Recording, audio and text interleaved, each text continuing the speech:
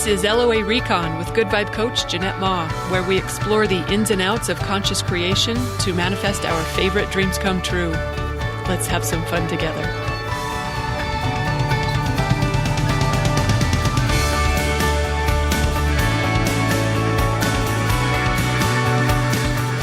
Welcome and thank you for joining me for another episode. I wanted to talk today about living in the fiction before it becomes reality, so it can become reality. As conscious creators, it's important that we get comfortable getting ahead of it. Whatever it is that we want, whether it's more money or better relationships or improved health, professional success, whatever we want, we've got to let go of what is in order to make room for what's next. And I know we know this. It's sound logic, too, when we understand the vibrational world that we live in, that thoughts turn to things and we can't get new things with the same old thoughts. But really, truly loosening our grip on reality and getting more airtime in with what we'd love to see next is a key part of consciously creating our reality. So, when it comes to letting your attention dwell on what you'd rather, whatever it is that you prefer, don't feel foolish. This is your power. Don't feel doubtful. This system is reliable. Don't feel sheepish for whatever it is that you want. You can have whatever you're willing to practice into existence. That reminds me of a Shania Twain song that goes something like, "No one needs to know right now." We don't have to tell anyone else what we're up to. This is just between you and the law of attraction, which is responding to whatever it is you conjure in your mind's eye. Whatever thoughts you're willing to practice or scenes you're willing to rehearse, it has to respond when you give it new material. It's just that so many of us, even those of us who know this stuff, are held back because of our awareness of what we've already got. That's why I've got a sticky note on my computer to remind me, find pleasure in the vision. Imagine yourself into the success. And I've got a whiteboard prompt that reads, imagine it good. Act like you know it's happening. Because when my attention stays stuck on what I've got, there's no shaking it. And of course, the other, or a dual approach here, is to love and appreciate what we've got instead of experiencing our current reality as something that we're really over or totally done with. That can be a good vibration shift too, to get a better perspective on what you've already manifested. But the power of setting your imagination free, and I know how trite that sounds, but you really do want to unhook it from reality, to let your mind dwell on pleasant scenes of your success. Rehearse your preferred outcomes just for fun. You're not trying to will them into being. You're just letting yourself enjoy mind movies of things going your way. And don't get too upset about the disconnect between what you're living now and what you're conjuring next. It's the gap we're managing between getting enough momentum on the new stuff so that the old stuff starts to get replaced with the dreams come true. Managing that gap is what separates, well, I was going to say the newbies from the veterans, but honestly, sometimes the people who are best at this are the ones who are playing with it for the first time. I'm just saying, let's stop taking what is so seriously and know that it's just yesterday's news from our old focus. And we could choose a new focus anytime we like. And then once we get some consistency with that, it doesn't have to be 24/7 every waking moment. Just feed it a little bit here and there, nurture it a little more, enjoy it, appreciate the thoughts and images and feelings of what it will be like to have what you want, and then watch the universe meet you there. It is magic how the wheels will turn to accommodate whatever it is you're willing to switch your mind to.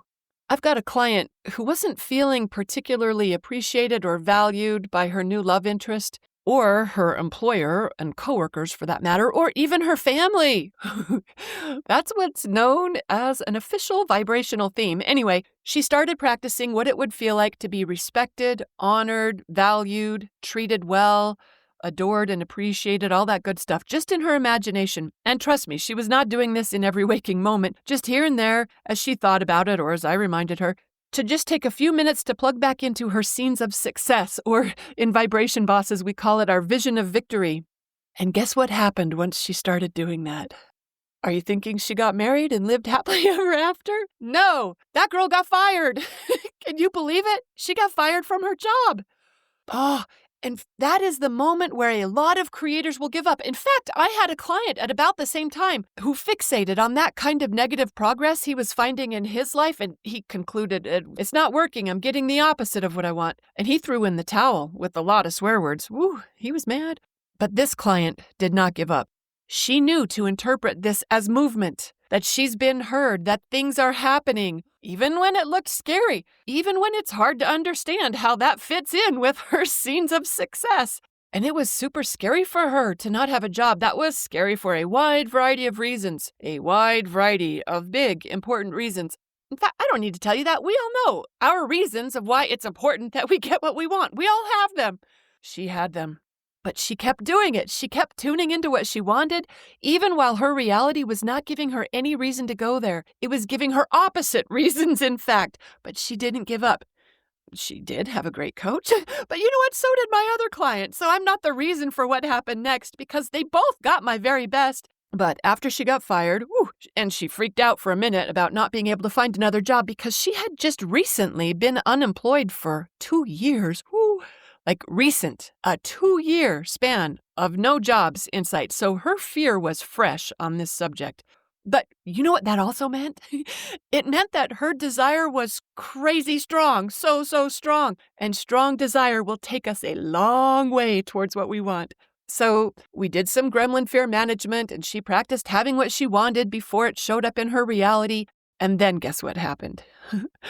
Her love interest started getting more interested. He started giving her the signs that she'd been wanting all along.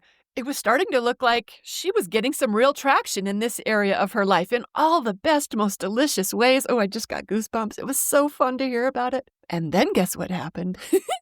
She started getting interviews. Not a lot at first, but a few, enough to hang some hopes on. And you know what we practiced together? We practiced that she was in so much high demand that she could cherry pick her favorite position. We practiced that her new problem was which offer to say yes to. We practiced that they were bending over backwards, tripping over each other, trying to convince her to say yes to their offer, and that they were upping the ante to get her to do that, making it even better and even better after that. And we practiced what it felt like to feel valued and appreciated and respected and adored. And then guess what happened? She started getting offers. There was one, in fact, I think it might have been the first offer even, that she described as, I'm pretty sure she called it stupid money. Like they were willing to pay her so much money to get her to say yes to their offer. I could be remembering wrong, don't quote me on that, but it was big bucks. It was big bucks. And then guess what happened? She started to feel legit valuable, not just in her imagination, not just in her daydreams or fantasies, but in real life. Because here was the proof. It was making it easy to feel what she'd been practicing. They were scrambling to try to get her to sign a contract. And look, I never doubted it, but she was gobsmacked. And shortly after that, she got another offer, an even better one, an exciting position with a super high-profile company that was going to look amazing on her resume. And they kept upping the ante to make it even more attractive to get her to say yes, just like we'd been practicing. They were tripping over each other to get her to agree to work for them. When just not that long ago, she went unemployed for 2 years. That's how big a difference it is when we're willing to let go of reality and practice what we prefer instead. And it didn't stop there. That guy of hers, oh my gosh, you know what? He impressed me. I was not sold on him at first, but my word, did he deliver. I gotta say, you do not find them like that very often. You know what? That's a major limiting belief, because one of my favorite things to repeat is, this place is crawling with fabulous men. But he really is a standout. You could probably tell I'm one of his biggest raving fans now. And you know where it started? In our imaginations, where she was willing to practice being treated the way she wanted to be treated before that was ever happening in her reality. Reality cannot stop us unless we're unwilling to raise our sights and put some attention on the even better, or the dream come true, or the what would I rather scenarios. So this is just a little pep talk to remind you to be willing to live in the fiction. There's nothing wrong with that. That's where all our power is. You'll deal with real life when you have to, but it's not as much as you think it is. Because that's the key, isn't it? It's what we think. So let's think something fabulous up. Let's imagine our butts off. Let's pretend like the pros do, the toddlers of our society. Let's use our powers the way they were meant to be used. Oh, that's my idea of a good time. I hope it's yours too. Thanks for listening and happy manifesting.